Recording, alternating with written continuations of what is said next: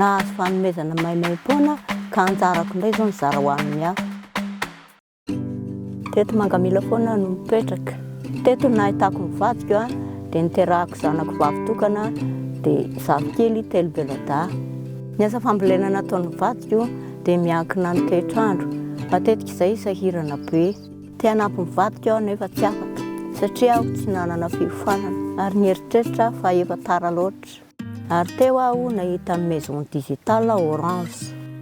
Maison digitale eto Mangamila dia natokana ho an'ny vehivavy sahirana mba ahafahana manofana sy manampy azy ho aletena amin'ny asa fivelomana. Safidy aho fanjairana dia ny crochet dia fitantanana ara-bola. Hatramin'ny fimpinako soa ihany koa. Madame Olivia sy rehefa mpianatra aho dia anisany nanoana tamin'izany. Toy ny fianakaviana kely mikarakara anay mihitsy izy ireo ary mamehery sy fahatokisana ho anay. Afaka nanomboka fimpinako soa noho ny maison digitale ary afaka nanohy ny crochet ihany koa. Nitombo ny fidiram-bolako ary niova ny fiainako. Ohatra amin'izany dia navidy sakafo ara-dalàna izahay, nividy akanjo vaovao vitsivitsy ary afaka mividy sy mizara bonbon zafikely. Jery masin'izy ireo no tena mahafaly ahy.